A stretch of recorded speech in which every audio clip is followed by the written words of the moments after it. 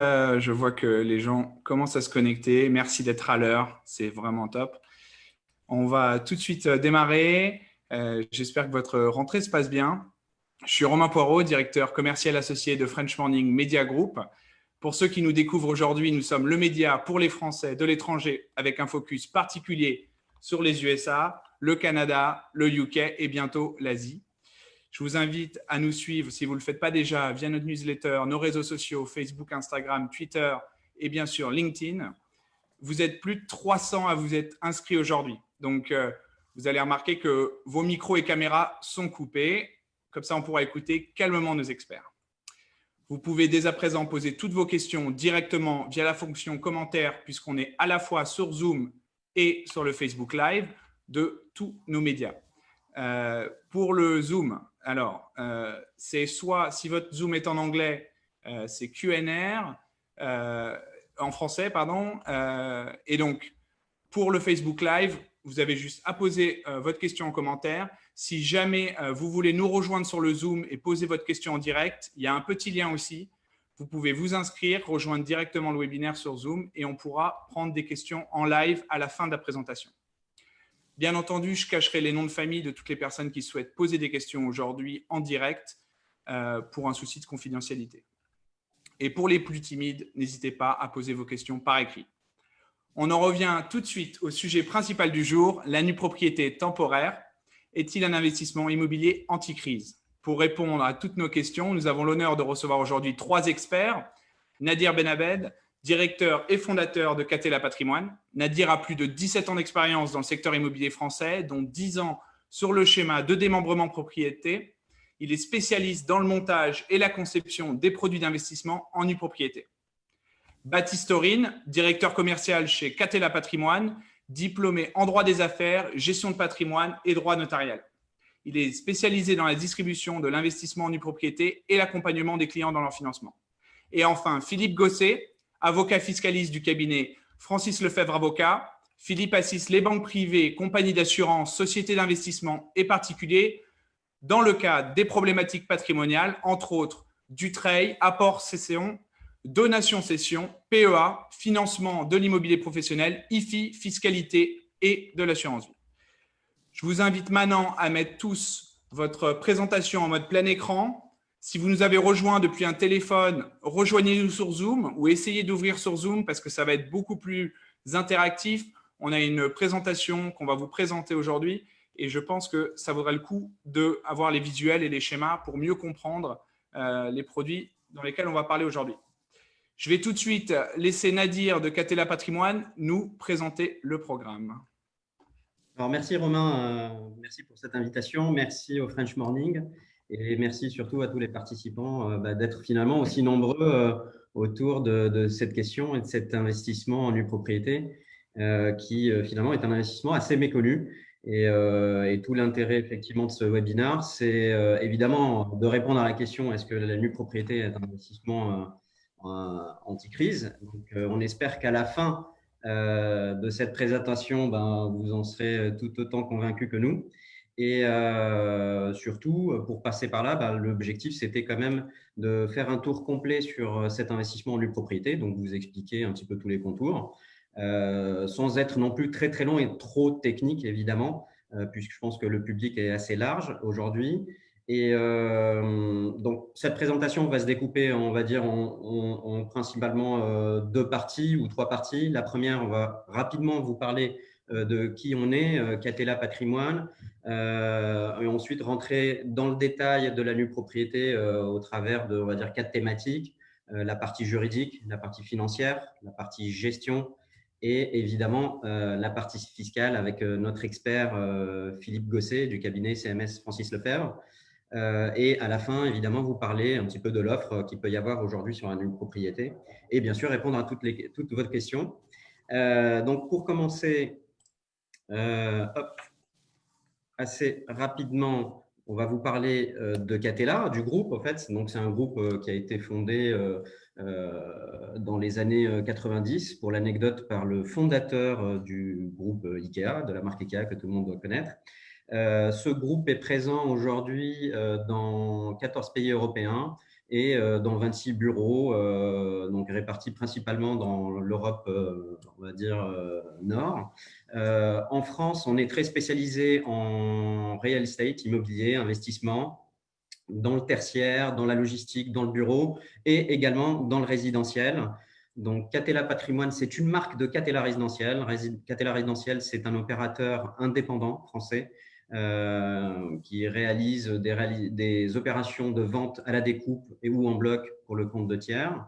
Et Catella Patrimoine, c'est la marque et la structure de Catella Résidentiel qui est spécialisée dans le montage des opérations en démembrement et la commercialisation de produits en nue propriété. Je vous montre un petit peu l'équipe rapidement. Claude Kella, qui est le président de Catella Résidentiel, qui a une expérience qui a créé cette structure il y a à peu près 20 ans, qui a une expérience de plus de 30 ans évidemment dans l'immobilier. Romain, tu as parlé de nos expériences respectives, Baptiste et moi, et on a une équipe assez soudée autour de la nue propriété parce que c'est un segment bien particulier de l'immobilier. Alors, Catella Patrimoine, c'est un acteur de référence dans le démembrement de propriétés. Alors, parfois, on parle de démembrement et de nue propriété. Ils sont étroitement liés, mais vous allez assez vite comprendre que pour nous, c'est aussi deux choses différentes. On intervient sur de l'immobilier neuf et ancien, bien sûr.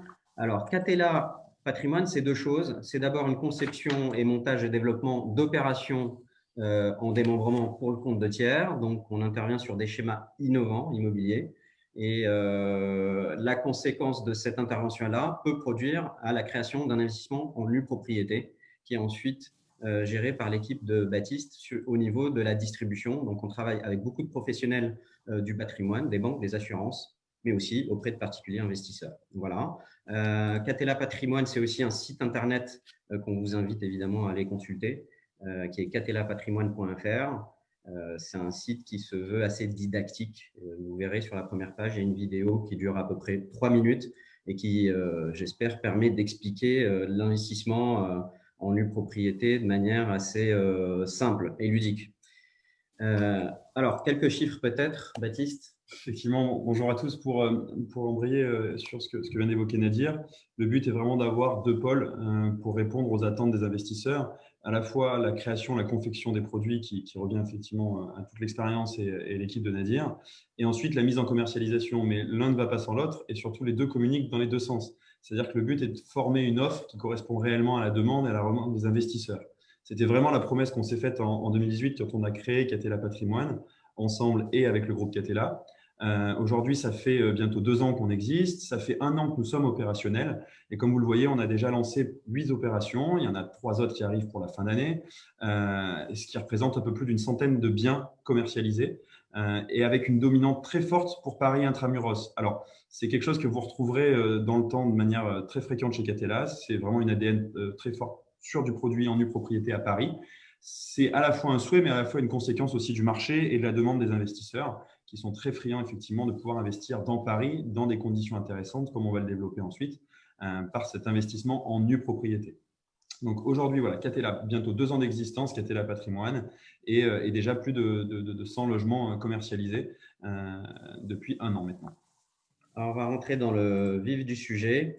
Alors, on a parlé de démembrement. Alors, qu'est-ce que c'est que le démembrement? Effectivement, derrière ce nom un petit peu barbare, on pourrait penser tout de suite à quelque chose d'horrible. Mais en fait, il s'agit tout simplement d'un concept juridique qui existe finalement depuis la nuit des temps, qui remonte au Code romain et donc, qui a été ensuite traduit jusqu'au Code civil, Code napoléonien. Le principe du démembrement, c'est de diviser la propriété immobilière en 2 attributs. D'un côté, la jouissance et la capacité à en tirer des fruits que l'on appelle l'usufruit, donc le droit de jouir du bien et d'en tirer des revenus que l'on nomme l'usufruit, et de l'autre côté, la propriété même du bien que l'on appelle la nue propriété. Donc, le mécanisme de séparation entre ces 2 droits réels s'appelle le démembrement. La somme, évidemment, de ces 2 droits constitue la pleine propriété d'un bien immobilier. Alors, ce schéma-là, je pense qu'un certain nombre de personnes l'ont déjà entendu parler, évidemment, notamment dans des contextes de succession, de transmission, dans un cadre plus notarial. Là, l'idée du schéma, c'était d'en faire finalement, profiter de ce schéma juridique pour essayer d'en faire un produit d'investissement. Alors, le produit d'investissement en nue propriété, comment il fonctionne? Alors, vous avez devant vous le schéma. On a un bien en pleine propriété. L'ingénierie juridique et financière du démembrement va permettre de séparer ces deux droits. Donc, si l'on prend par exemple un immeuble entier, qu'il soit neuf ou ancien, on va séparer les deux droits immobiliers, d'un côté la nue propriété et de l'autre côté l'usufruit. Généralement, l'usufruit en bloc sur la totalité d'un immeuble va être cédé à un bailleur institutionnel. Ce bailleur peut être un bailleur social, il peut être un bailleur logement intermédiaire ou un bailleur libre. Et la nue propriété, quant à elle, elle va être cédée directement à des investisseurs, personnes physiques, qui ont vocation à terme, puisque ce démembrement-là se fait sur une période temporaire qui va aller de 15 à 20 ans, même si aujourd'hui on étudie des schémas un petit peu plus courts, mais généralement la durée observée est de 15 à 20 ans. On va faire cette séparation-là et au bout des 15 ans, au bout des 20 ans, l'investisseur nu propriétaire devient pleinement propriétaire de manière automatique à l'extinction de l'usufruit de son bien. Donc ça, c'est un peu le schéma global, le fonctionnement. Et évidemment, derrière ce mécanisme, il y a de l'ingénierie juridique, il y a de l'ingénierie financière. Évidemment, il y a des questions fiscales qui vont tourner autour de cet investissement-là. Pour compléter un petit peu le propos, vous avez devant vous un schéma assez explicite. On a effectivement ce bien qui est séparé d'un côté avec l'usufruit qui va être cédé à un usufruitier, la nue propriété qui est cédée à un nu propriétaire. Et ensuite, il y a une règle des jeux qui s'instaure, qu'on appelle une convention de démembrement entre le nu propriétaire et l'usufruitier. Pour faire simple, l'usufruitier va tout assumer pendant toute la période de démembrement. C'est-à-dire qu'il va gérer les biens, il va gérer les locataires, les entrées-sorties, il va assumer le risque d'impayé, il va percevoir les loyers, il va payer toutes les charges, y compris l'entretien, y compris les réparations, le 606, le 605, les grosses réparations, les gros travaux. Et ce droit-là, il l'a de manière temporaire. À la fin de l'usufruit, ce droit s'éteint de manière automatique. Le nu propriétaire, quant à lui, qu'est-ce qu'il va avoir? Il va avoir un fort abattement sur le prix parce qu'il y a une privation de jouissance qui va durer le temps du démembrement. Il va être déchargé de toute gestion. Il ne va pas percevoir en contrepartie les loyers, mais il n'aura pas de charge, il n'aura pas de fiscalité. Il n'aura pas de travaux à payer et il n'a pas non plus à assumer le risque d'impayé ou le risque locatif du bien. Le nu propriétaire, au terme du démembrement, devient tout simplement plein propriétaire par la reconstitution de la valeur complète au fait du bien, par l'extinction de l'usufruit. La pleine propriété se reconstruit de manière automatique, systématique. On n'a pas besoin de faire un acte, on n'a pas de fiscalité sur cette reconstitution. Ça, c'est effectivement quelque chose de très important. C'est vraiment, comme l'évoquait Nadir, cette répartition entre usufruit et nue propriété, et bien retenir que tout est affecté à l'usufruitier pendant la durée du démembrement.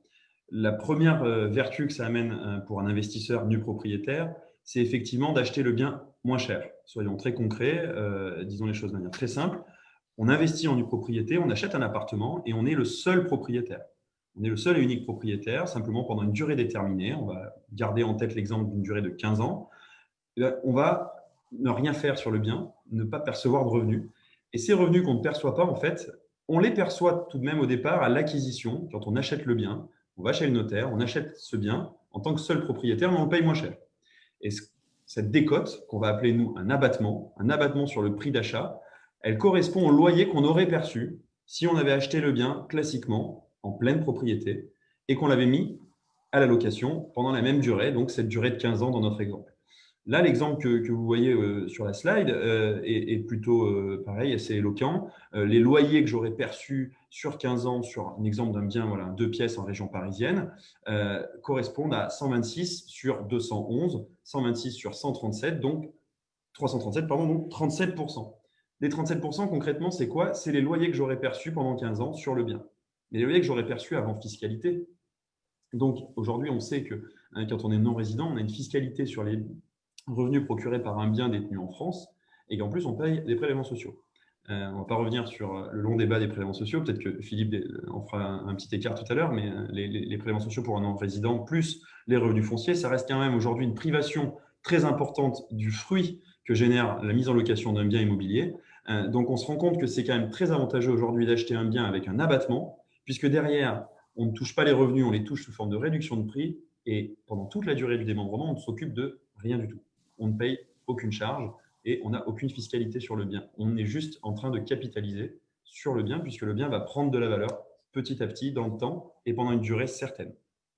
Donc ça, c'est vraiment la première conséquence, quelque chose qui doit être intuitif, c'est j'achète en nue propriété, quel est mon avantage? Mon avantage, c'est d'acheter moins cher, avec un abattement. Et l'abattement, il est calculé de manière économique. Il n'est pas arbitraire. On ne vient pas dire, pour ce bien-là ou pour cette résidence-là, on va avoir un abattement de 30 ou de 40 ou de 45%. On va venir dire, quelle est la rentabilité du bien? Quelle est la rentabilité de l'immeuble?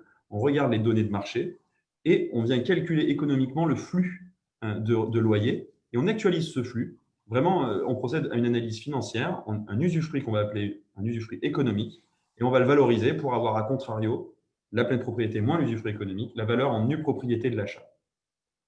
Évidemment, n'hésitez pas à poser des questions sur lesquelles on pourra revenir en fin de présentation sur ce premier élément, mais qui est l'élément majeur, en tout cas, de l'investissement, c'est l'abattement, qui correspond donc au revenu qu'on aurait perçu si on avait été plein propriétaire.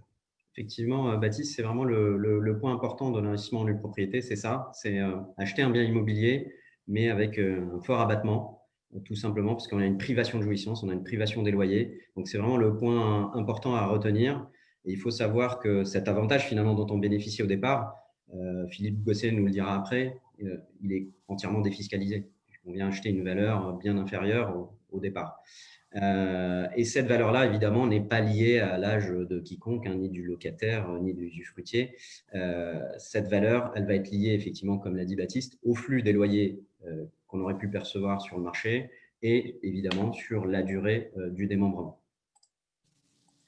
Alors, sur cette slide, on a quelque chose d'assez concret qui est une comparaison, si vous voulez. Alors, nous, on parle de capitaux et des revenus plus élevés à terme. On a une petite comparaison assez rapide en gardant le même exemple que tout à l'heure, entre un investissement en pleine propriété, dans l'ancien par exemple, et un investissement en nue propriété à budget égal. Donc là, on part d'un budget d'investissement de 211 000 €, qui est d'un côté le montant de la nue propriété que je vais acheter, tout simplement en tant qu'investisseur, et de l'autre côté, je vais investir la même chose en pleine propriété. Alors, avec 211 000 € en région parisienne, qu'est-ce que je vais acheter?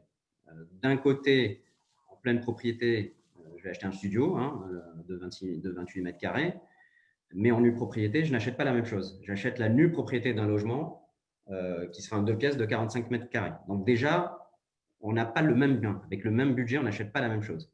Au niveau des frais de notaire, on va avoir un calcul qui est un petit peu plus favorable sur la nue propriété.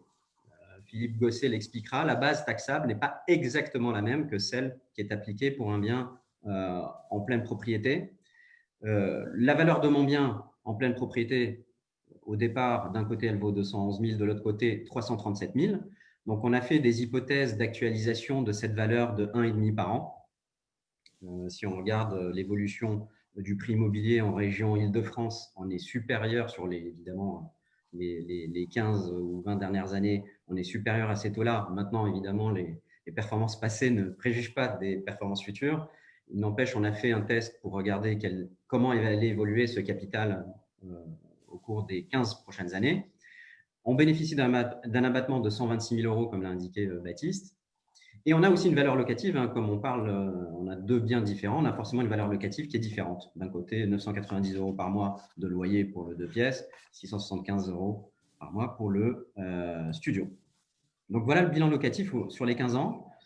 D'abord, il y a le capital que l'on récupère avec la revalorisation de 1,5 par an que l'on va avoir sur le bien. Donc sur le studio, on récupère 263 000 €, 264 000 € de capital. Côté nue propriété, on va récupérer évidemment la pleine propriété comme on l'a indiqué. Donc, on va récupérer 421 000 €. Pourquoi? Parce que c'est la valeur de pleine propriété de départ qui, elle, a évolué au fil du temps. Côté pleine propriété, on va évidemment percevoir des loyers. On a estimé à 135 000 € sur toute la durée, mais on va assumer, comme on l'a indiqué, un certain nombre de charges pendant toute la durée, pendant les 15 ans, de l'entretien, des travaux, des charges non récupérables. Et on ne compte pas ici des aléas de gestion, des aléas d'impayés, des aléas de fortes vacances. Et on va évidemment payer un impôt foncier. Le nu propriétaire ne paye aucune charge ni d'impôt foncier, aucune fiscalité locale. Et on va avoir évidemment les prélèvements sociaux. On a un impôt de plus-value qui va être calculé. Alors ça, on expliquera à la fin pourquoi l'impôt de plus-value sur la nue propriété n'est pas si élevé que ça par rapport au même investissement en pleine propriété. Et on voit bien tout de suite le résultat, c'est que déjà, on va avoir un TRI qui est quasiment du double que l'investissement en pleine propriété et évidemment un capital qui est beaucoup plus important à terme, puisqu'il y a un effet de levier avec cet abattement qu'on perçoit finalement au départ. Et puis surtout, à terme, on va pouvoir bénéficier d'un loyer si on décide de garder ce bien au moment du remembrement ou le louer pour avoir des revenus futurs. Ce que je vais louer, c'est un 2 pièces et non pas un studio. Donc, mes revenus futurs, évidemment, sont plus élevés. Donc ça, c'est un petit peu le comparatif financier que l'on pourrait avoir sur ce type de schéma. C'est ce qu'on disait en préambule, c'est qu'on a essayé, et puis on vous invite effectivement à aller consulter notre titre. Il y avait le lien tout à l'heure indiqué sur la slide. On a essayé de découper en quelques grandes familles les catégories qui aujourd'hui ressortent le plus des différents audits qu'on a pu faire, des acquéreurs et des personnes qui s'intéressent à l'investissement en nue propriété. L'abattement, on l'a largement évoqué ensemble avec Nadir et en regardant exactement comment il est calculé et qu'est-ce qu'il représente et en quoi c'est un véritable atout d'acheter avec un abattement. C'est ce capital et ce revenu futur plus élevé aussi, effectivement, d'aller chercher de la performance.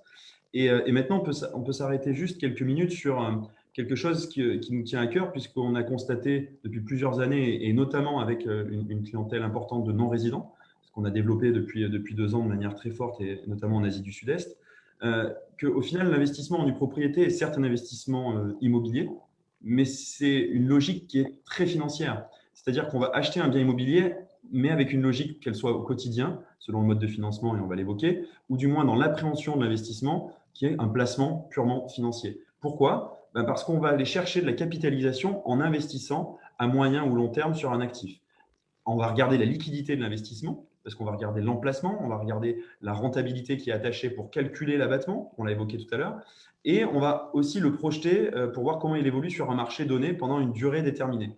Là, l'exemple qu'on vous propose, c'est toujours le même. C'est ce bien acheté aujourd'hui en nue propriété en région parisienne, le fameux 2 pièces, qu'on va acheter 211 000 € au lieu de 337, donc avec cet abattement de 126 000 €.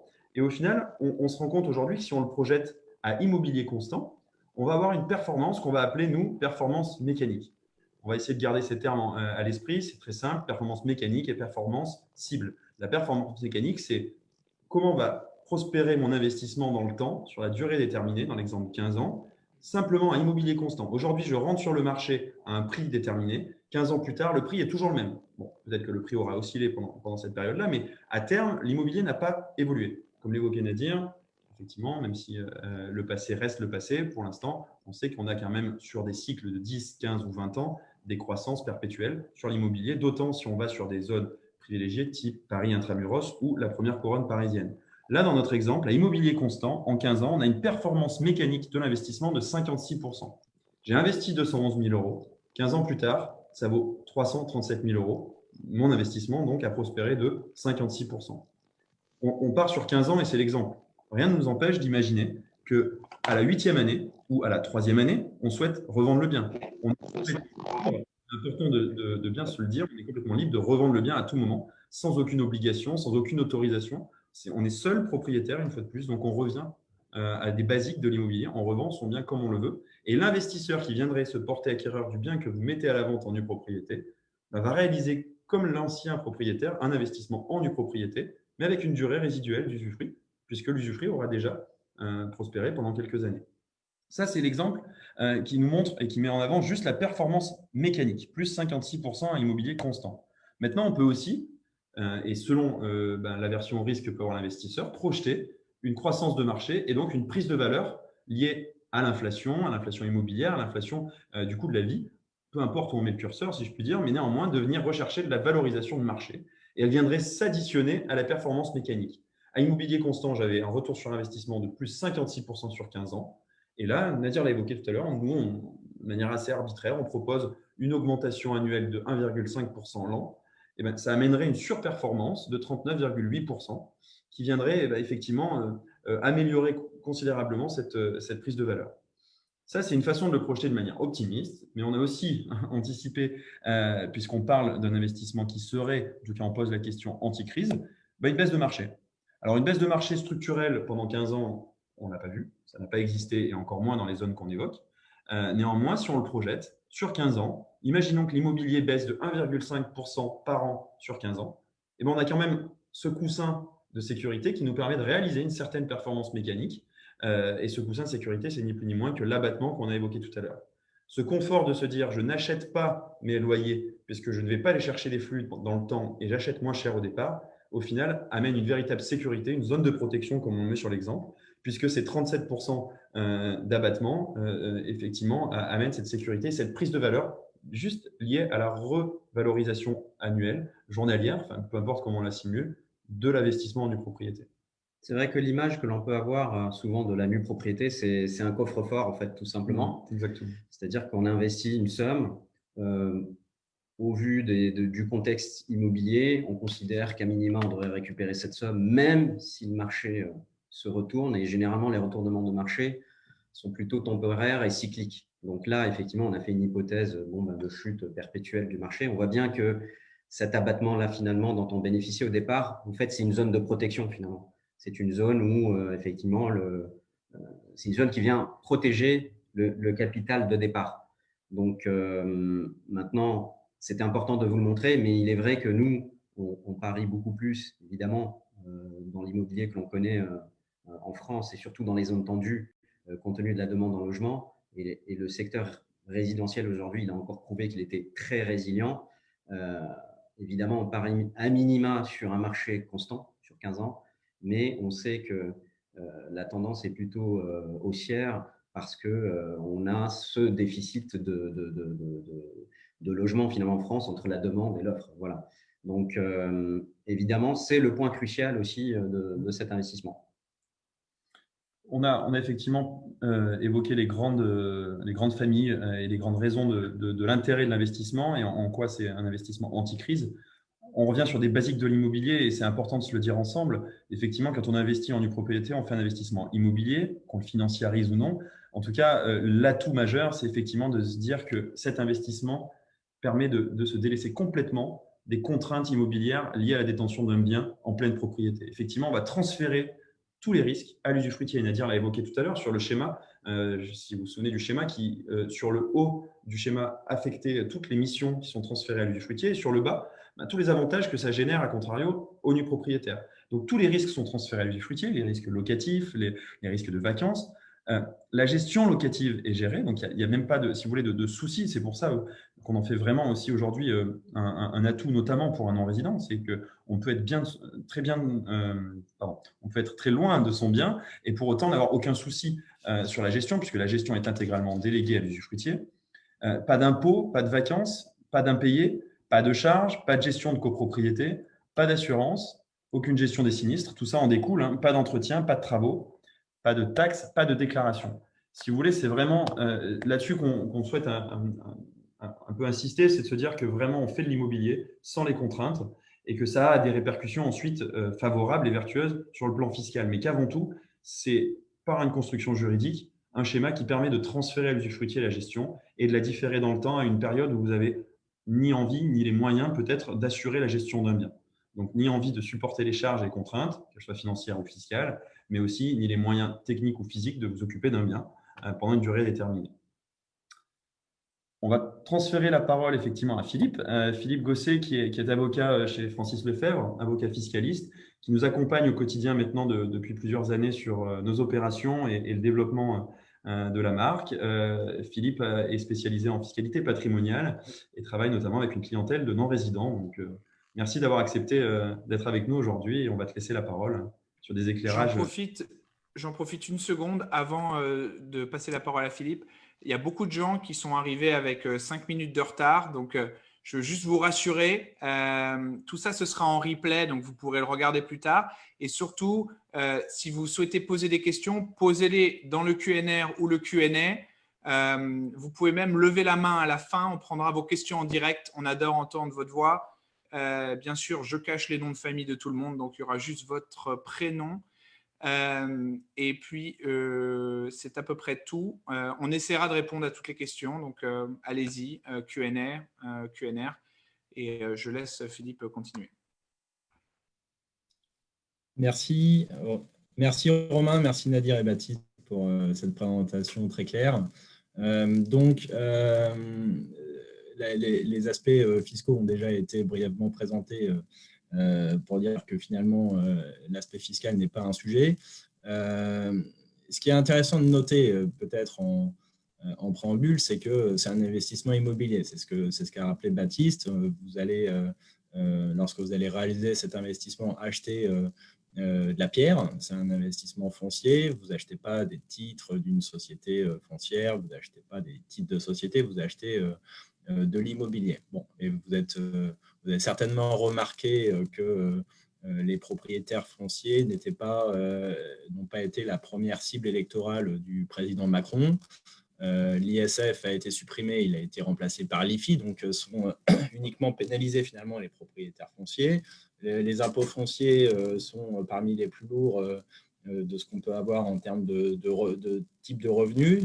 Donc les revenus fonciers sont soumis au barème progressif sans aucun abattement. Donc avec un taux maximum de 45%. Pour les hauts revenus, on a 3-4% qui s'ajoutent.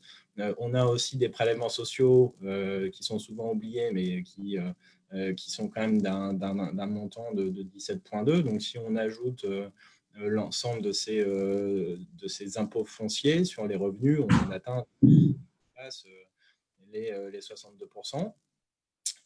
D'impôt sur le revenu, sans compter les prélèvements d'IFI et puis les autres types de prélèvements fonciers de type taxe foncière ou taxe d'habitation pour les propriétaires qui la doivent encore.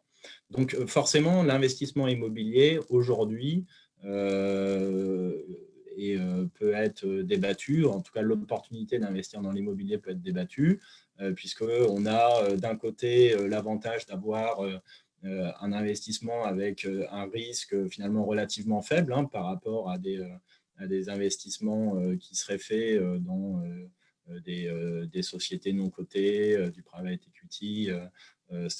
Voilà, donc on a un investissement qui est relativement sécurisé. Et puis, la contrepartie de ça, malheureusement, c'est la charge d'impôt qui est lourde sur ce type de patrimoine et de revenus.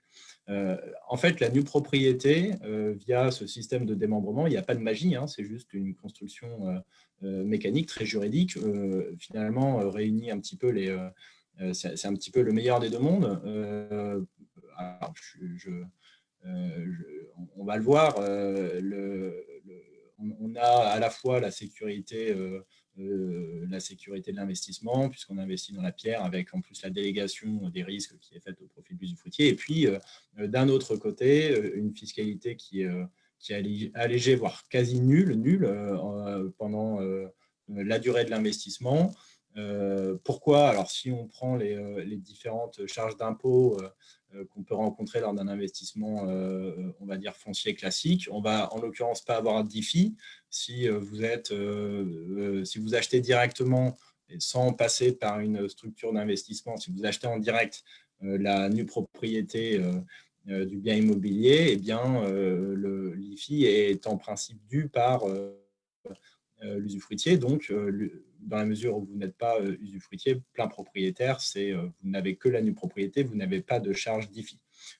Par ailleurs, vous avez noté aussi que vous ne percevez pas de revenus en tant que nu propriétaire. Finalement, c'est cet abattement mécanique qui avait été expliqué par Baptiste, qui inclut en quelque sorte sur un plan économique les revenus locatifs futurs. Donc là, vous n'avez pas de revenus fonciers en tant que tel. Donc, en l'absence de revenus, vous n'avez pas les impôts correspondants, donc pas d'impôt sur le revenu, pas de prélèvements sociaux, les CSG, CRDS, et à l'expiration à l'extinction de l'usufruit, à l'expiration des 15-20 ans, vous récupérez la pleine propriété, et cette extinction d'usufruit n'entraîne pas de coût fiscal pour vous en tant que nu propriétaire. Vous redevenez plein propriétaire et vous ne payez pas d'impôt à ce moment-là.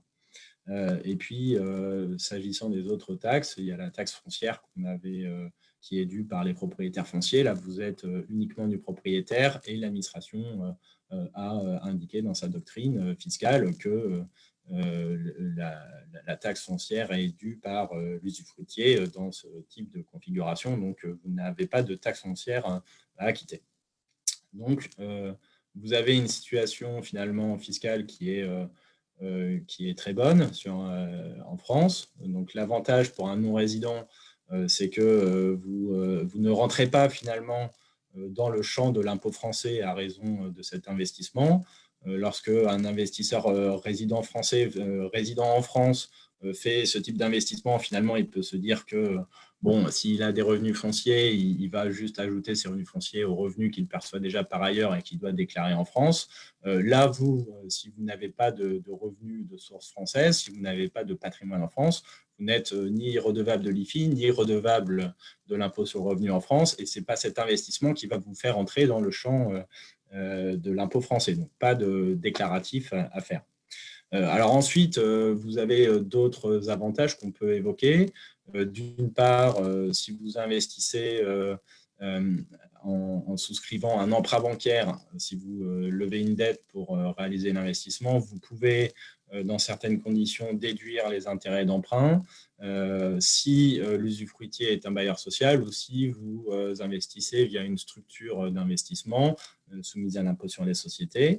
Par ailleurs, Baptiste avait évoqué le sujet, vous avez des frais de notaire qui sont réduits. Alors, les frais de notaire, là, on comprend les droits d'enregistrement. Lorsque vous achetez un bien immobilier, vous devez payer ce qu'on appelle des droits de mutation, des droits d'enregistrement, qui sont souvent communément appelés les frais de notaire. En fait, tout l'argent ne va pas dans la poche du notaire. Il y a une grosse partie, et l'essentiel, qui va au trésor public. Et puis, le notaire facture lui-même ses émoluments qui constituent en fait un complément. En l'occurrence, l'assiette imposable pour les droits, ce n'est pas le prix que vous allez payer, ce sera une assiette qui est déterminée sur la base d'un calcul, d'un barème fiscal. Et en l'occurrence, lorsque l'usufruit, puisque l'assiette est calculée en fonction de la durée de l'usufruit, lorsque l'usufruit a une durée entre 10 et 20 ans, l'assiette taxable pour le nu propriétaire n'est que de 54%. Donc, une assiette réduite par rapport au prix payé pour l'achat de la nue propriété. Autre avantage pas nul, c'est la taxation de la plus-value si à terme vous souhaitez revendre le bien. Pourquoi ? Parce que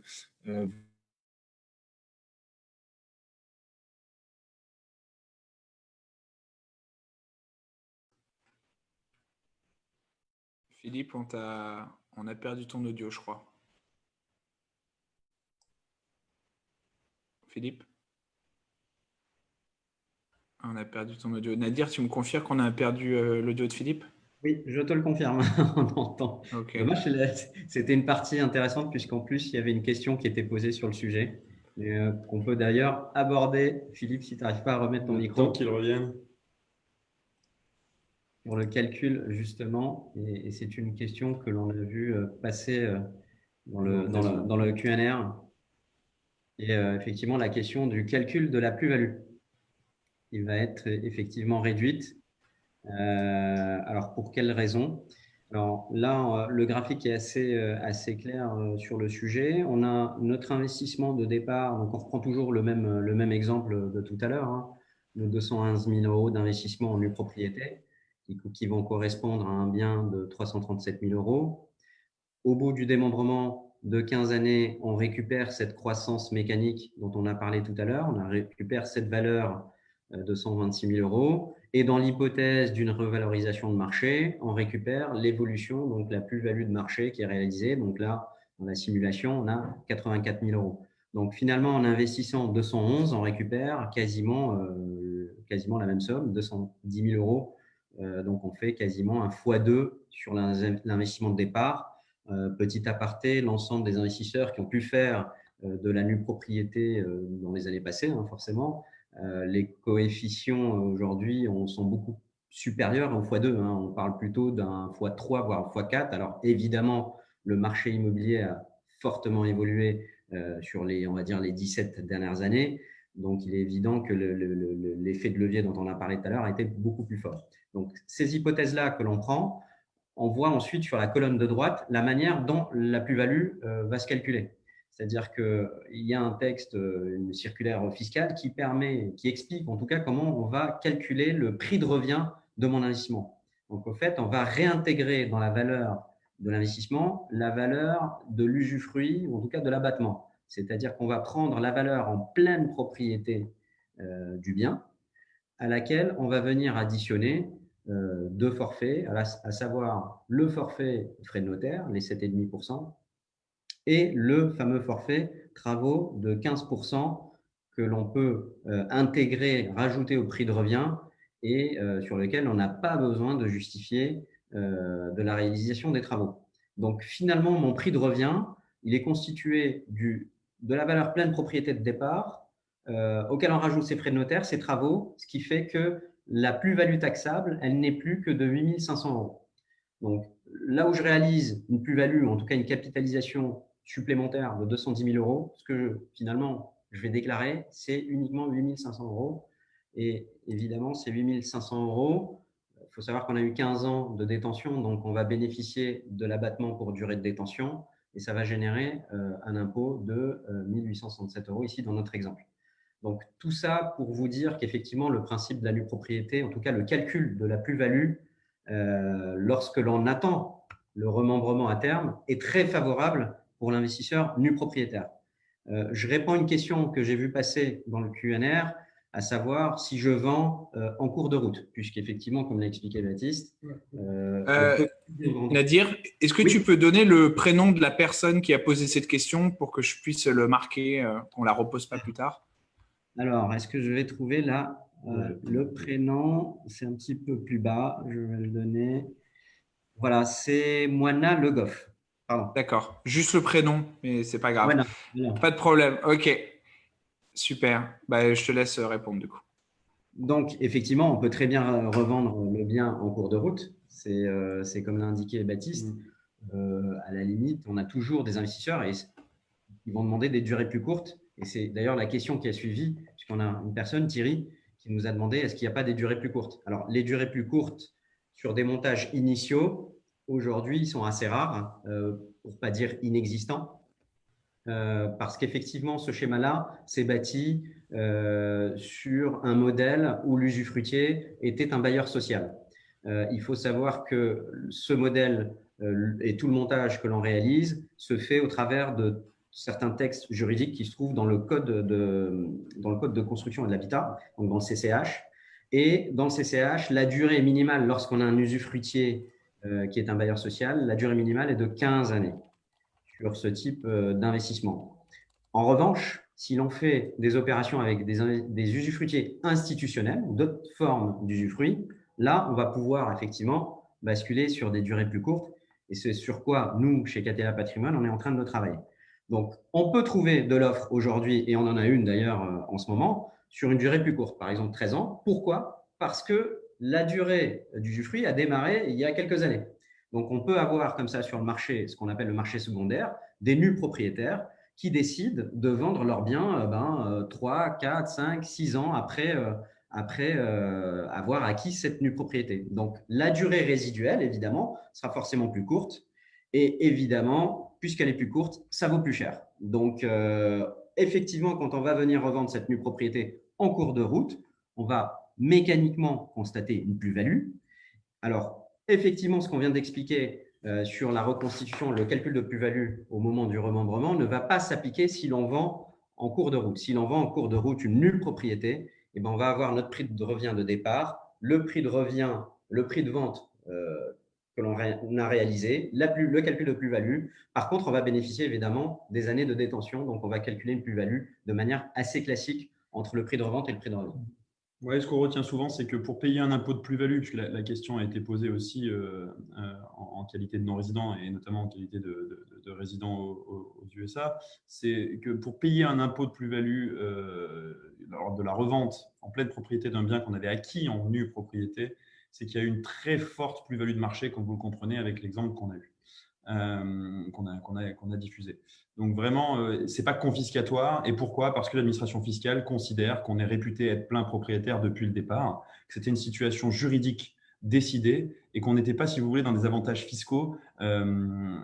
L'expression est forte, mais elle est juste artificiellement créée par une loi ou une loi de finances ou quoi caisse. On est vraiment sur un schéma de construction purement juridique et que du coup, il ne serait pas juste de venir pénaliser un plein propriétaire qui vient céder un bien tout simplement parce qu'il aurait acheté la seule nue propriété du bien il y a 15 ans auparavant. Donc ça, c'était effectivement sur l'aspect plus-value. Si on poursuit un petit peu la présentation et sur les aspects fiscaux, on va suppléer effectivement à maître Philippe Gosset. Il y a effectivement un intérêt très fort à investir sur un bien en nue propriété pour toutes les raisons qu'on a évoquées. L'abattement, le capital est revenu plus fort à terme, l'absence de gestion, mais aussi pour un intérêt d'estate planning. C'est-à-dire, je viens acheter une nue propriété parce que c'est un bien sur lequel, on l'a vu, on investit quand même sur des durées à moyen terme. On parle de quand même 5, 8, 10, 15 ans. Et en plus, je vais pouvoir l'inscrire dans le patrimoine familial. Pourquoi? Parce que être nu propriétaire amène un intérêt à transmettre cette nue propriété à ses propres enfants ou petits-enfants. L'intérêt, il est simple, c'est que j'ai un bien qui ne va procurer aucune gestion, aucune contrainte, aucune fiscalité, aucun flux. Donc, intuitivement, c'est un actif qui a du sens dès lors qu'on l'envisage pour les générations à venir. En plus, on vise des zones géographiques à fort potentiel, que ce soit, comme l'évoquait Nadir, des zones coffre-fort, Paris intramuros. Aujourd'hui, Paris est quand même la zone en France qui représente effectivement un des intérêts les plus recherchés par les investisseurs, avec quelques pépites, si je puis dire, géographiques, qui soient sur les côtes, aux extérieurs, type bassin d'Arcachon, la Côte d'Azur, la Côte normande, ou des cœurs de ville de très grosses agglomérations, Lyon, Bordeaux. Si vous voulez, on est vraiment dans des zones coffre-fort. Donc, ça a du sens d'investir pour transmettre dans des zones coffre-fort. Et à cela s'ajoute effectivement un intérêt fiscal de transmettre une nue propriété. Et puisque maître Philippe Gosset a l'air de nous rejoindre, peut-être qu'il va pouvoir nous reprendre en route sur l'effet de levier qu'on amène à la transmission d'un bien en nue propriété. Effectivement, il y a une méthode de calcul qui est proposée par le code civil. Pour le coup, pareil, on n'est pas sur un avantage fiscal, on est vraiment sur le code civil qui vient valoriser la nue propriété de manière avantageuse. Ce qui fait qu'on va acheter un bien avec un abattement et on va le transmettre sur une assiette qui est même plus faible que sur le prix qu'on a effectivement donné à l'achat chez le notaire. Donc ça amène effectivement des économies pour transmettre un bien, donc des économies de droits de donation, de droits de succession. Donc, de son vivant, on peut faire une donation et économiser effectivement ce qu'on appelle les frais de notaire pour donation. Mais on a aussi une option, et cette option, on la voit sur la slide, ça entrecoupe avec ce que je disais tout à l'heure sur l'estate planning, c'est de décider de qui va être usufruitier. Pardon, je m'explique. Effectivement. Pardon, excusez-moi. Un petit verre d'eau. En attendant que Baptiste boit un petit verre d'eau, je aussi veux faire un petit message aux gens qui sont sur le Facebook Live parce que j'ai vu qu'on a plus de 70 personnes sur les 3 Facebook Live. Ne vous en faites pas, on va aussi prendre vos questions. Il y a quelqu'un qui m'envoie les questions qui viennent de Facebook Live. Donc, je les reçois et je les poserai à la fin. Alors, ce que tu voulais dire, Baptiste, c'est l'usufruit successif. Exactement. On peut décider qui sera usufruitier. Je m'explique sur l'estate planning pur. On vient de parler de la donation. J'achète un bien en nue propriété aujourd'hui. Je veux le transmettre à mes enfants. Je peux complètement le transmettre en nue propriété aujourd'hui, bénéficier de cet avantage à payer moins cher chez le notaire en termes de droits de donation. Et je peux décider, pour la même somme, c'est-à-dire aucun frais supplémentaire, de devenir usufruitier lors de l'extinction de l'usufruit du bailleur institutionnel qu'on évoquait. Donc, on a bien en tête ce schéma. Dans notre exemple, 15 ans, j'achète la nue propriété, il y a un usufruitier. Je vais devenir plein propriétaire, mais puisque j'ai donné la nue propriété à mes enfants, ce sont eux qui vont devenir plein propriétaire. Et ben, on a aussi l'option de se dire, OK, mais je ne veux pas que mes enfants soient plein propriétaires, je veux qu'ils soient à leur tour uniquement nus propriétaires et que ce soit moi, au bout de 15 ans, qui devienne usufruitier. Et là, ça prend du sens. Si on se dit qu'aujourd'hui, on investit sur une nue propriété, on a 35, 40, 45, 50 ans, peu importe. Mes enfants deviennent nus propriétaires. Je réalise, entre guillemets, un bon coup en termes d'anticipation successorale. Et à terme, à 45, 50, 55, 60 ans, pourquoi pas pour la retraite, je peux devenir usufruitier du bien. Donc, soit aller habiter le bien, concrètement, soit le mettre à la location et percevoir les revenus. Et là, on revient sur ce qu'a évoqué Nadir en préambule. L'usufruit, c'est le droit de pouvoir jouir, de pouvoir bénéficier des fruits du bien. Donc, les fruits, c'est l'habiter ou percevoir les revenus. Et donc, à travers ce mécanisme purement juridique et purement notarial, extrêmement simple pour un notaire qui maîtrise effectivement le droit patrimonial, de procéder à une donation avec cette possibilité de se réserver l'usufruit pour pouvoir jouir soi-même du bien ou en toucher les revenus. Et tout ça s'inscrit vraiment dans la même logique, une logique juridique et de construction, de se dire j'investis sur un bien qui va vraiment me permettre d'avoir une sorte de trousse à outils patrimoniale pour bénéficier des avantages sans les inconvénients, à la fois sur la gestion, mais aussi sur les aspects fiscaux. Est-ce que Philippe a retrouvé du son? Non. Philippe, tu as du son, mais il faut juste réactiver ton micro, c'est tout. Ouais, parfait. Ouais. Magnifique. Ok. Désolé, les nouvelles technologies, c'est presque top, mais parfois ça bug. Donc, toutes mes excuses pour ce plantage. Mais Nadir, je crois, a bien pris le relais. Il connaît ça par cœur au demeurant. Donc, vous avez pu identifier l'avantage que vous avez en matière de plus-value de cession ultérieure. Là, en matière de… si je peux peut-être simplement, alors désolé s'il y a des redites, ce calcul de plus-value taxable à la sortie est fondé sur la base d'une tolérance administrative, puisque c'est pas directement la loi qui le prévoit, c'est l'administration fiscale elle-même qui, dans sa doctrine, prévoit le fait que le calcul de la plus-value ultérieure se fonde sur la base du prix de revient, du prix d'achat total de la pleine propriété. Donc, c'est le prix de cession moins le prix d'achat de la pleine propriété et non pas seulement de la nue propriété, ce qui fait que la plus-value est condensée et réduite, notamment aussi parce que les forfaits travaux et les forfaits notaires, qui sont des montants forfaitaires, sont assis sur une base pleine liée à la pleine propriété, non pas à la nue propriété. Donc, on a en effet un atout important. Pour revenir au sujet de la donation, en effet, c'est assez simple à comprendre lorsqu'on donne. Alors là, il y a cette solution en effet assez innovante qu'a exposée Baptiste, mais tout simplement lorsqu'on donne la nue propriété d'un bien, eh bien en fait la donation ne porte que sur la valeur de la nue propriété et puis mécaniquement la valeur augmente avec le temps. Donc le bénéficiaire va au terme récupérer finalement la pleine propriété du bien pour une valeur finalement soumise au droit de donation ou éventuellement de succession sur une base plus faible. Il faut simplement faire attention lorsque vous êtes non résident et que vous transmettez la nue propriété d'un bien immobilier français à vos enfants, que ce soit dans le cadre d'une donation, anticipation de succession ou dans un événement malheureux de décès. Il faut simplement avoir en tête qu'il faut également vérifier quel est le régime qui s'applique dans votre pays de résidence. Si vous êtes résident d'un État étranger, c'est tous votre cas, me semble-t-il, il faut que vous vérifiez dans votre État, par exemple au UK, aux États-Unis, au Canada, si la transmission génère un impôt, et si cette transmission génère un impôt, il faut que vous vérifiez qu'il existe une convention fiscale qui permet d'éviter la double imposition. Parce que la transmission génère des droits en France, que vous soyez non résident ou résident fiscal français en principe, hein, vous devez payer des droits de transmission, puisque la transmission porte sur un bien immobilier français, donc l'État français a le droit de taxer la transmission, donc il faut vérifier que vous ne subissez pas une double taxation dans votre État local. On va peut-être parler, on va essayer d'aller un peu vite vers la fin de cette présentation. Pour vous parler assez rapidement du financement, évidemment, il y a deux modes. Le premier, c'est en fonds propres. On peut financer évidemment la nue propriété en fonds propres. C'est souvent un réemploi de produits de cession ou de la donation ou éventuellement même des investissements sur des marchés financiers.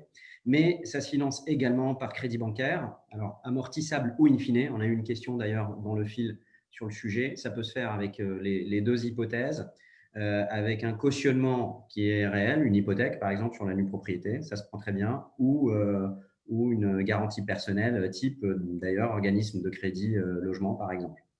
Donc là-dessus, sachez que Catella Patrimoine, on peut vous accompagner, on a des partenaires, Baptiste peux vous en parler brièvement, mais on a des partenaires, en tout cas bancaires ou des courtiers, sur lesquels on pourrait travailler, évidemment, pour vous aider à financer ce type d'investissement.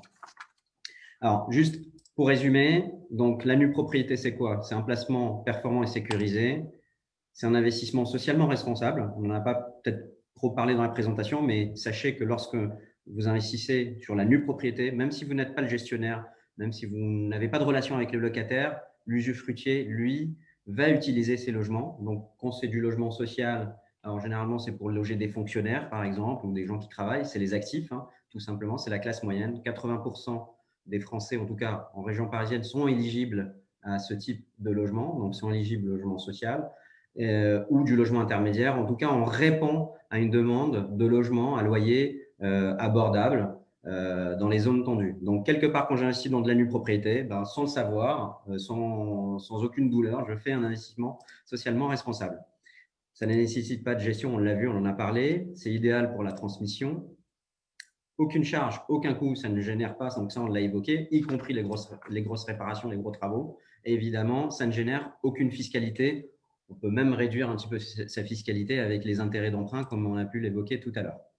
Assez rapidement, peut-être présenter quelques projets en cours. Oui, effectivement, merci pour aller assez vite, mais quand même que vous ayez un exemple et que vous puissiez mettre en face de ce qu'on vient d'évoquer sur le projet d'investir en nue propriété des réalisations. On a beaucoup parlé de Paris, de zones très tendues, donc Bordeaux, Lyon, des choses comme ça. Effectivement, nous, depuis 2 ans, on a cette conviction d'aller rechercher l'investissement dans des zones à fort potentiel, certes, mais aussi des zones qui aujourd'hui justifient des fondamentaux de l'immobilier, donc des emplacements privilégiés, une très forte demande locative et une forte demande à l'acquisition. Tout ça pourquoi? Pour sécuriser l'investissement, mais tout en le rendant performant. Donc aujourd'hui, on a effectivement actuellement encore quelques disponibilités sur une réalisation que Nadir et son équipe a effectivement conçue auprès d'un promoteur qui s'appelle Logique, qui est un promoteur national, en plein Paris, à l'arrière du cimetière du Père-Lachaise. Soyons assez pragmatiques et n'ayons pas peur des mots. Là, pour le coup, si on parle de sécurité et de performance, c'est l'investissement qui correspond parfaitement à la mutation des grandes métropoles françaises et de Paris depuis quelques années. On est sur vraiment un quartier est parisien, très bobo, des jardins partagés, des potagers sur le toit de la résidence en R+4, en cœur d'îlot. Donc, on est vraiment sur quelque chose de confidentiel à taille humaine, une quarantaine d'appartements. On a fait un démembrement, nous, sur 16 appartements, 16 sur 44. C'est le périmètre d'intervention.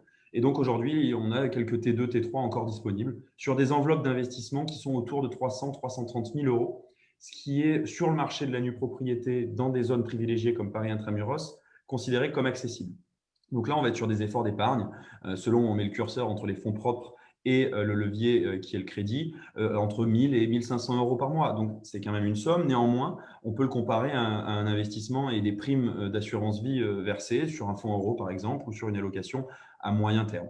On parlait tout à l'heure de financiarisation de l'investissement. Là, on peut faire ce comparable. Donc, aujourd'hui, encore des disponibilités dans Paris sur une résidence neuve démembrée pour 15 ans dans le 20e arrondissement, effectivement, au sud du 20e. À l'opposé, dans le 15e, là pour le coup, une réalisation assez différente puisqu'on est sur un immeuble existant construit fin des années 80, mais qui avait besoin d'un rajeunissement, d'un embellissement, si je puis dire. Donc, on a un opérateur dont c'est la spécialité, transformation, réaménagement d'opérations en plein cœur de Paris, qui s'appelle Novaxia, avec lequel on a un flux d'affaires assez privilégié et qui nous a effectivement mandaté exclusivement sur l'intégralité de l'immeuble pour le façonner et pour le commercialiser en démembrement. Donc là, on a commercialisé 36 appartements. Il en reste une toute petite dizaine. Donc, on a un peu plus de 2/3 de commercialisation en quelques mois sur des investissements là où le ticket moyen va être un peu plus élevé. Pourquoi? Parce qu'on est en plein cœur du 15e arrondissement et que c'est un quartier très familial. Donc, la recherche des locataires ou des acquéreurs se porte plus sur des 3-4 pièces et des 3-4 pièces construites fin des années 80. Donc, on est tout de suite sur des volumes d'appartements et volumes habitables un peu plus élevés. Donc, on a un lot moyen autour de 500-550 000 euros.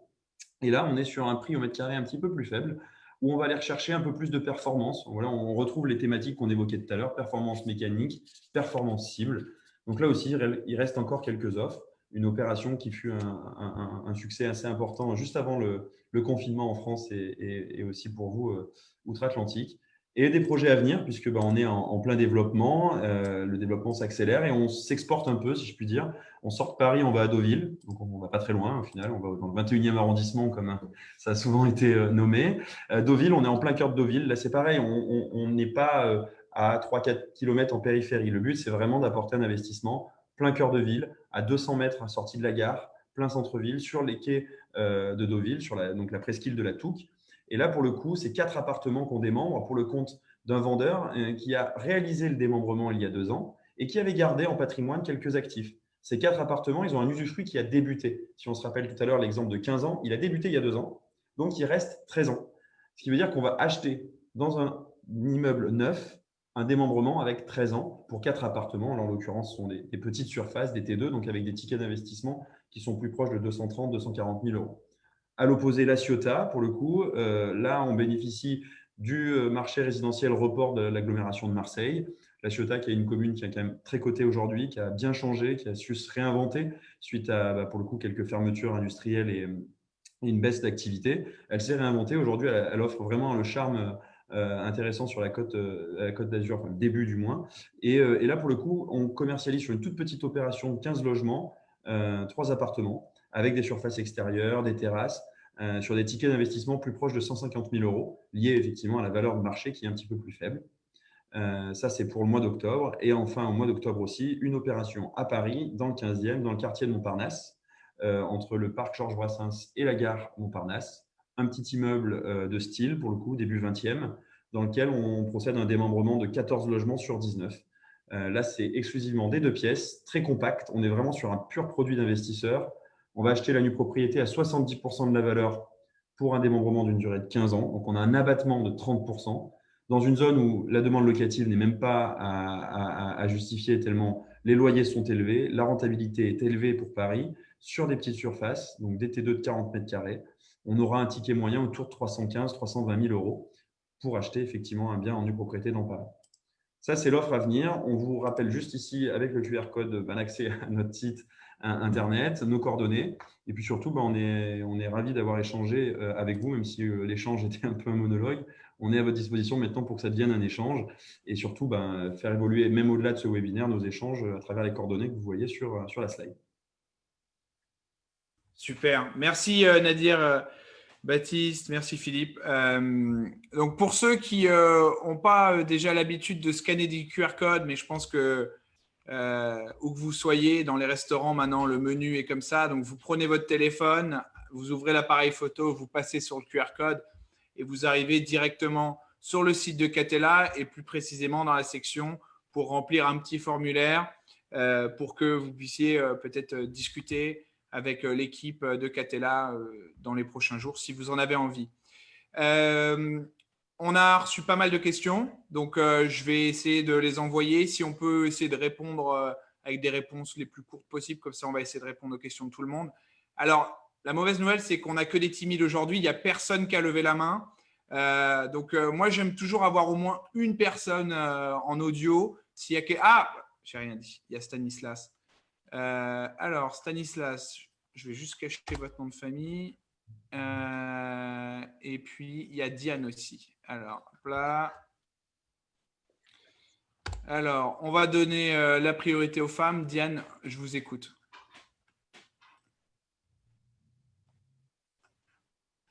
Il faut juste activer votre micro. Bonjour. Bonjour Diane. Je suis du Canada. Parfait. Du Québec. Je vous entends. C'est que je n'ai pas tout à fait compris le concept, c'est-à-dire que nous, on achète une partie de la propriété, mais à qui appartient l'autre partie, l'usufruit? Alors, on va expliquer effectivement le principe même de l'acquisition de la nue propriété. Au fait, on crée un droit qui s'appelle l'usufruit, qui est un droit temporaire qui va durer 15 à 20 ans, par exemple. Et cet usufruit va être acheté par un bailleur institutionnel, donc, dont c'est la profession des bailleurs. Comme je l'indiquais dans la présentation, ça peut être des bailleurs sociaux, mais aussi des bailleurs, des foncières qui peuvent acheter l'usufruit de ces logements. Et donc, eux, pendant cette durée-là de démembrement, ils vont exploiter les biens. Donc, c'est eux qui vont pouvoir en tirer les revenus, en avoir la jouissance. Et le nu propriétaire, pendant ce temps-là, n'a aucune charge. La contrepartie, c'est qu'il ne paye rien, il n'a pas de charge, il n'a pas de risque. Donc, cet usufruit, qui est un droit temporaire, hein, c'est un peu comme une servitude, il faut le voir un peu comme ça, c'est un droit temporaire qui va s'éteindre à une date fixe. Donc, quel est l'avantage pour le bailleur? Alors, le bailleur, lui, son avantage d'acheter un usufruit dans une zone tendue, par exemple, c'est tout simplement d'accéder à une offre complémentaire, puisqu'aujourd'hui, le gros problème, en tout cas en France, très clairement, c'est qu'on est en sous-offre de logement. Il y a une vraie difficulté à loger les Français, hein, tout simplement. Il faut savoir qu'en Île-de-France, chaque année, il y a un déficit d'à peu près 30 à 35 000 logements par an. C'est-à-dire que 30 à 35 000 logements ne sont pas construits, ne sont pas mis sur le marché pour répondre à la demande de logement des Franciliens, par exemple. Donc, ça permet aux bailleurs, en tout cas via ce schéma, d'accéder à une offre qu'ils n'auraient pas eu autrement. Parce que l'autre façon de pouvoir accéder à une offre pour un bailleur, c'est tout simplement d'acheter ou de construire. Sauf qu'aujourd'hui, construire en France, ça reste quand même un exercice compliqué. Et l'avantage du schéma de démembrement, c'est justement de venir apporter une solution alternative pour les opérateurs pour permettre quelque part ce mariage qui se fait sur une durée entre des bailleurs qui ont un besoin de logement et des investisseurs qui, eux, ont envie d'investir dans la pierre, mais sans les contraintes, sans la fiscalité. Et ben, justement, ce montage, il est idéal puisqu'on va avoir des investisseurs du propriétaire qui vont acheter l'appartement. Ils vont bénéficier d'un fort abattement pour cette raison-là. Et puis, l'usufruitier qui, lui, va gérer les biens, il va répondre à sa demande puisqu'il a beaucoup de locataires qui, finalement, vont lui demander un logement. Merci Nadir. Merci Diane pour votre question. On a reçu beaucoup de questions, donc je vais reprendre un petit peu les questions écrites et puis Stanislas, on prendra votre question à l'oral juste après. Donc, on a une question d'Elisabeth. Existe-t-il des assurances immobilières en cas de destruction accidentelle de la propriété ? Alors, sur l'assurance, parce que j'ai vu une autre question également qui était un peu sur la même thématique, il faut savoir que le nu propriétaire n'est pas tenu d'assurer le bien qu'il achète. Alors, ça peut paraître curieux, mais en réalité, il n'est pas obligé de souscrire une assurance pour ce bien. Pourquoi ? Parce que l'usufruitier, qui est un bailleur en plus institutionnel, professionnel, lui, dans la convention de démembrement, donc ce fameux contrat de mariage que l'on fait entre le nu propriétaire et l'usufruitier, c'est l'usufruitier qui va assurer le bien. Donc, c'est l'usufruitier qui va assurer le bien pour la pleine propriété, donc dans sa totalité. Il ne va pas l'assurer uniquement pour son droit, mais pour la pleine propriété. Et il va évidemment assurer la charge de cette assurance. Il ne va pas refacturer une partie au nu propriétaire. Donc, il va assurer pour la pleine propriété. Et c'est lui qui va gérer tous les sinistres qui pourraient survenir pendant la période du démembrement. Parfait. On a une autre question de Harry Soa qui nous demande, donc il nous dit bonjour de Montréal, donc c'est bien, je vois qu'on a pas mal de résidents québécois. Donc bonjour de Montréal, est-ce qu'une entreprise canadienne peut être nue propriétaire en France ? Alors sur le principe comme ça, là, évidemment, ça pose aucun problème. Les personnes morales peuvent complètement se porter acquéreurs, que ce soit sur un investissement de placement de trésorerie ou de valorisation. En tout cas, il n'y a aucune contre-indication. Après, il faudrait creuser la question un peu plus en détail sur le type de société, son objet social, ce qui lui permet de se porter acquéreur de nue propriété, ou du moins d'un concept qui serait équivalent en droit de pays common law. Mais sur le principe, en tout cas, ça ne semble poser aucun problème. Effectivement. Okay. Il n'y a pas de Merci Baptiste. Là-dessus. Merci beaucoup.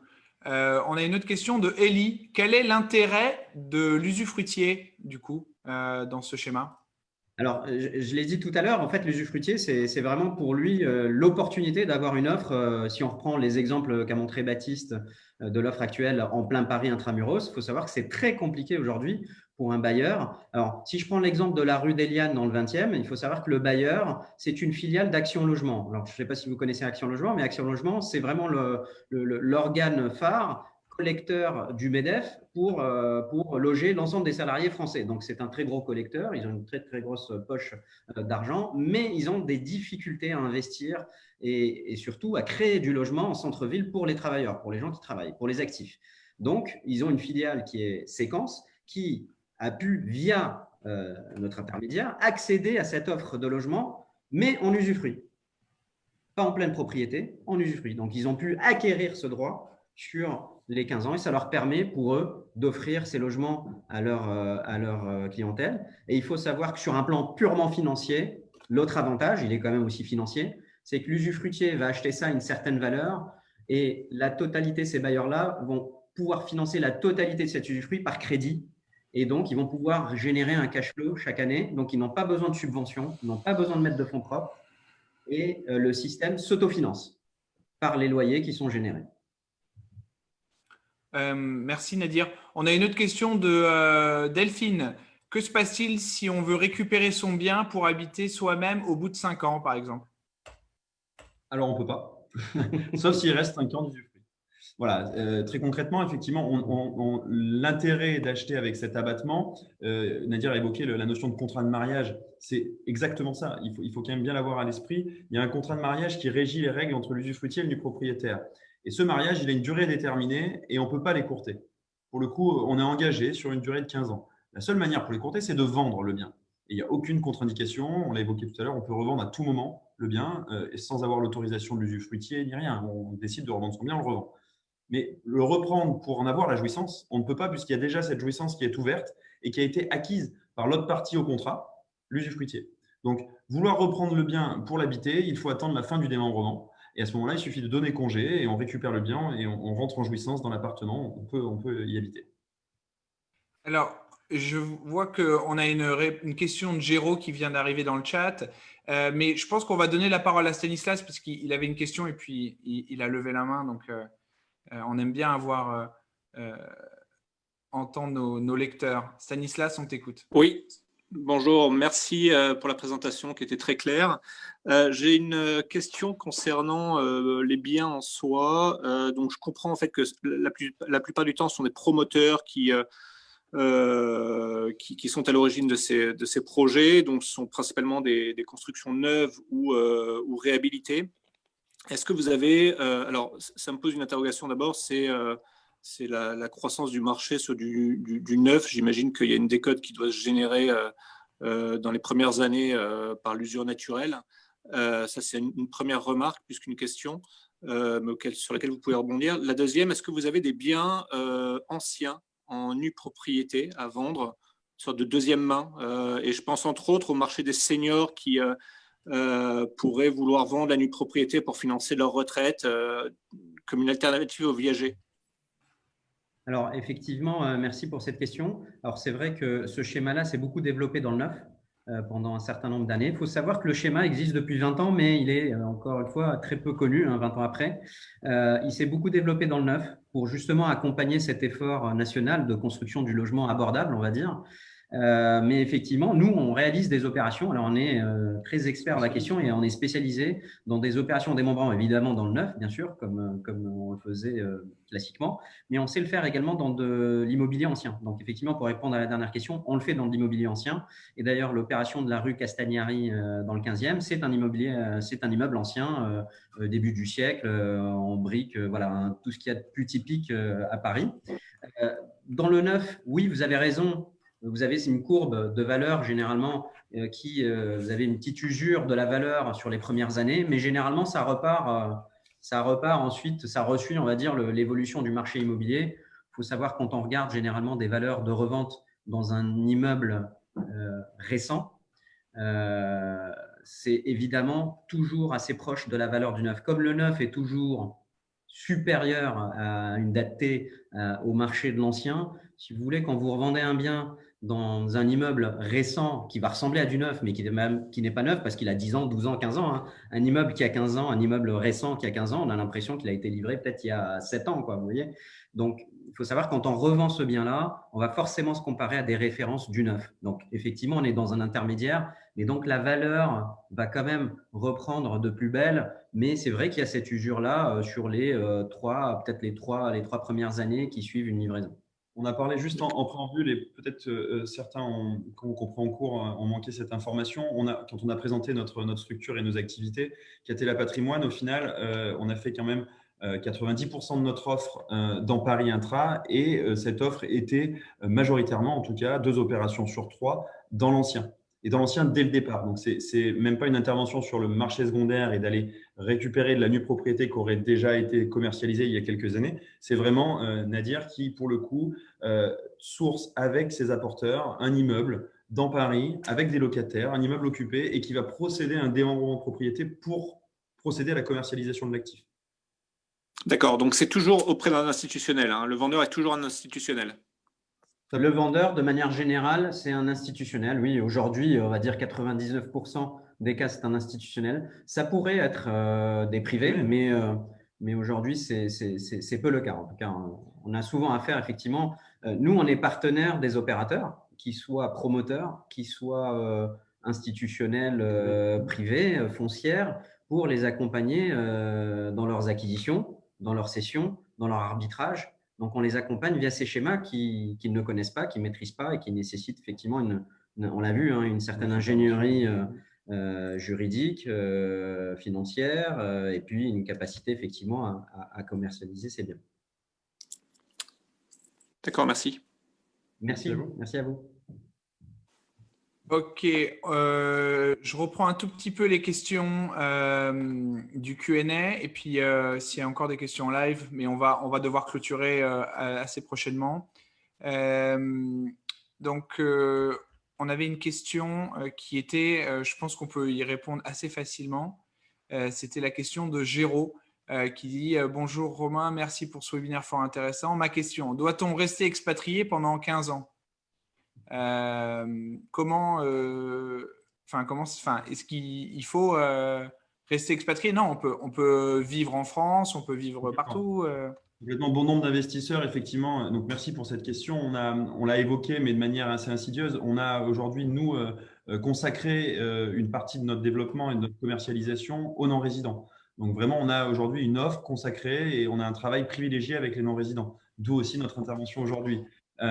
L'idée, elle est absolument effectivement simple, c'est d'investir sur un investissement purement juridique, mais que demain vous partiez, vous expatriez dans un autre pays ou que vous deveniez résident français, ça ne change strictement rien à votre mode de détention. Il n'y aura aucune fiscalité, aucune déclaration à faire en revenant en France liée à la détention de ce bien-là. Ça ne change strictement rien du tout. Super. Bon, allez, la question toujours qui revient dans la gestion et dans l'investissement. Comment vous gagnez de l'argent, Catella? C'est assez simple. Comme je l'ai dit, on est partenaire des promoteurs et des opérateurs. Donc, nous, en fait, on est tout simplement rémunéré par ces opérateurs pour les accompagner dans le montage de ces opérations. Donc, au tout début des slides, on avait montré 2 briques. La première qui est le montage et développement. Donc, on intervient pour des missions de conseil. Donc, on est rémunéré à ce titre-là au titre d'une mission de conseil et de montage.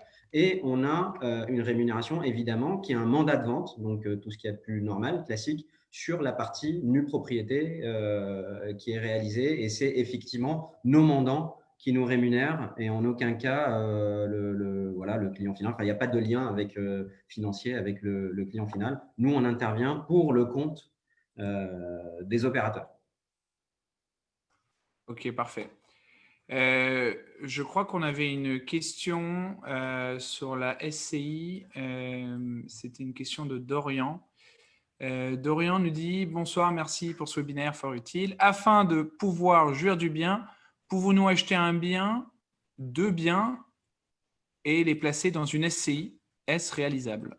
Merci. » Tout à fait, effectivement, comme ça a été évoqué tout à l'heure sur la question d'une entreprise québécoise, une société, donc là, en l'occurrence une SCI, une société civile immobilière, peut complètement se porter acquéreur d'un bien et de la même manière, la seule point de vigilance, c'est son objet social, puisque en tant que personne morale, son objet social doit lui permettre de pouvoir se porter acquéreur d'un bien en nue propriété, ou plusieurs biens, effectivement. Alors, ça a des vertus qu'on pourrait développer, mais effectivement, le recours à une SCI existante ou à créer peut répondre à des objectifs vraiment très personnels de l'investisseur. Il faut juste, par contre, bien avoir un point en tête, et peut-être que Philippe Gosset va pouvoir confirmer, ou du moins ce que j'avance là-dessus sur un point purement fiscal, c'est que si la nue propriété n'entre pas dans le champ d'application de l'impôt sur la fortune immobilière, de l'IFI, si vous n'êtes pas dans l'assiette de l'IFI, c'est parce que vous détenez que la seule nue propriété.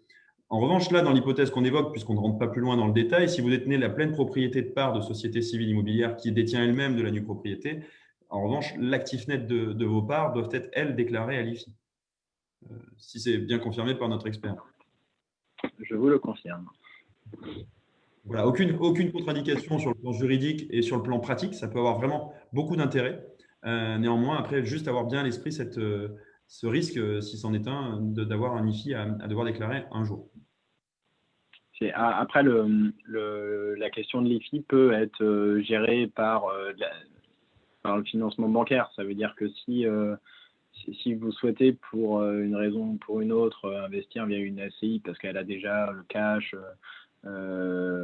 pour investir, par exemple, vous pouvez quand même adosser l'achat d'une dette bancaire, ce qui fera en sorte que finalement, la base soumise à l'IFI sera réduite d'autant. Si vous avez une dette à quasi 100%, vous n'aurez quasiment pas de base d'IFI. Simplement, au fur et à mesure du remboursement de votre dette bancaire, vous aurez une base d'IFI qui augmentera.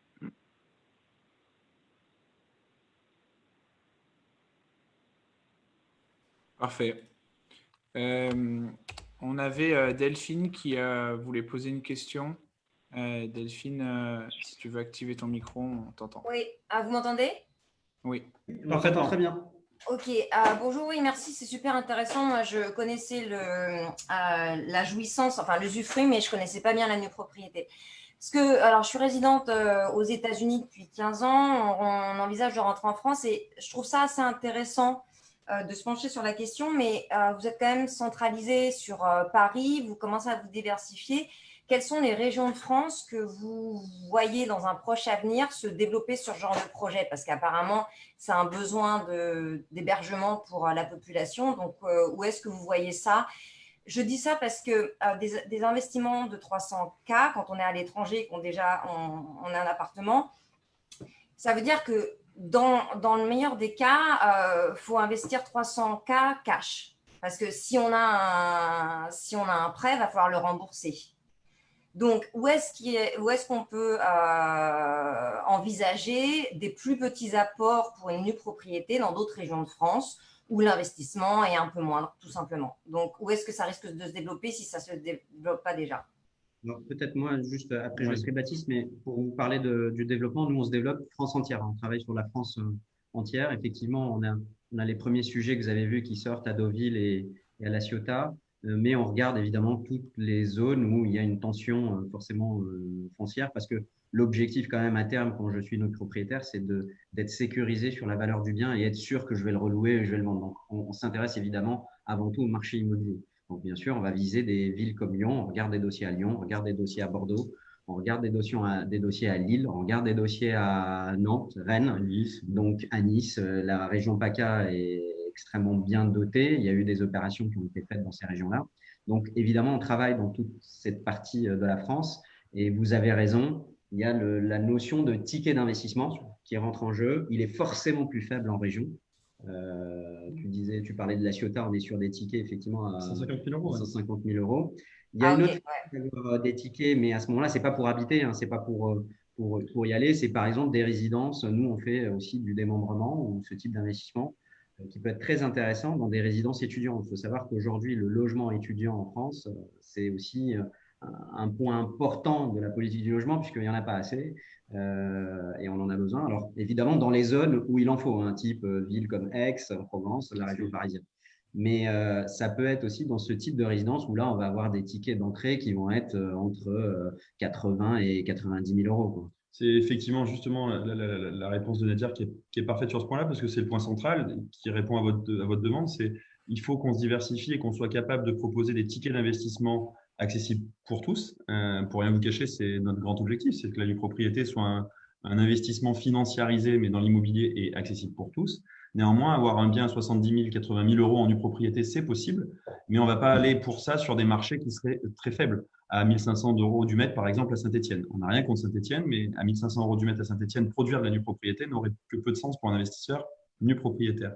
Donc, on va aller par contre faire du logement étudiant typiquement à Lyon et proposer de la nue propriété. Sur un studio qui vaut 115 000 € en pleine propriété, on va l'acheter à 80 000 en nu pro. Et là, on va avoir 350 € d'effort d'épargne sur un full crédit sur 15 ans. pour rembourser une propriété.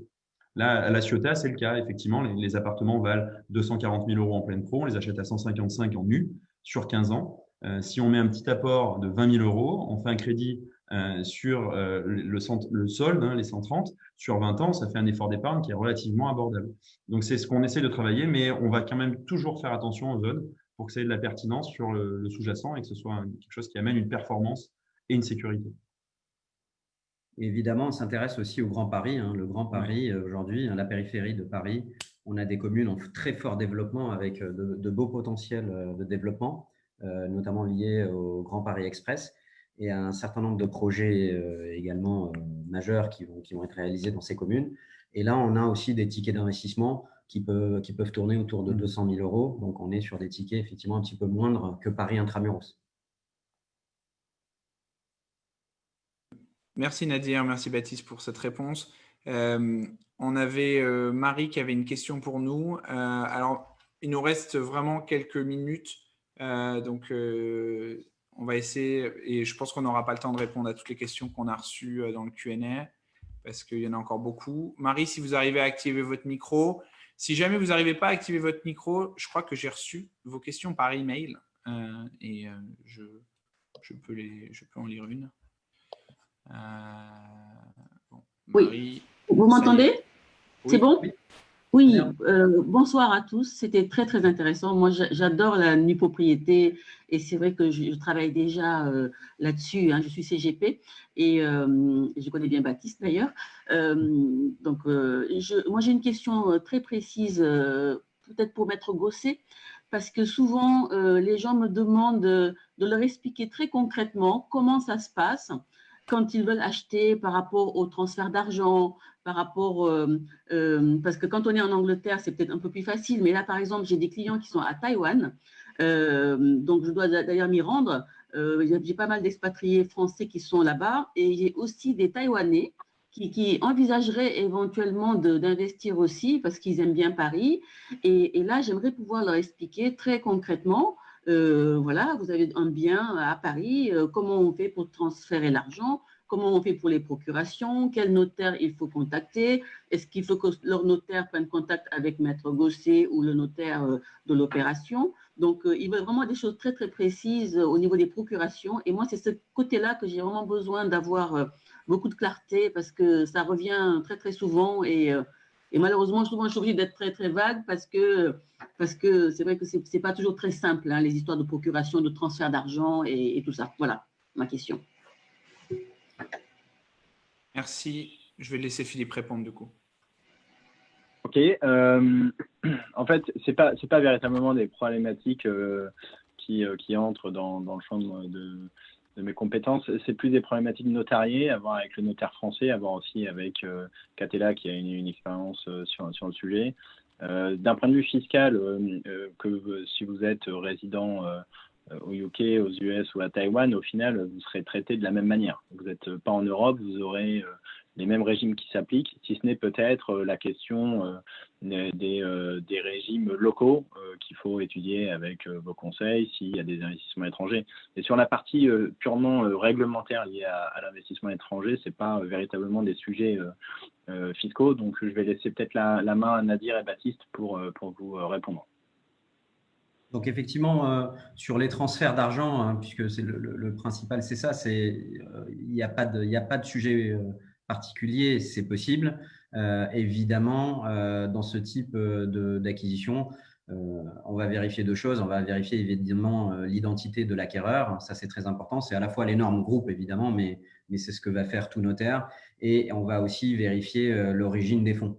Mais à partir du moment où on a bien identifié l'acquéreur non résident, on a bien identifié l'origine des fonds, il y a là aussi aucune contre-indication à réaliser, en tout cas à signer dans un premier temps un contrat, même une promesse inalagmatique. Il faut savoir que nous, on a entièrement dématérialisé le processus de réservation et d'acquisition derrière. En tout cas, aujourd'hui, on passe, nous, par une plateforme qui s'appelle Legalife, qui vous permet tout simplement, même dans l'ancien, de signer une promesse inalagmatique directement sur votre iPhone, sur votre ordinateur, sur nos projets. Mais évidemment, il y a cette validation préalable de l'investisseur, de l'identité et l'origine des fonds. Quoi qu'il arrive, cette vérification va être faite ensuite par le notaire, mais il n'y a pas de problème, ça s'est déjà fait, on l'a fait, donc il ne faut pas hésiter.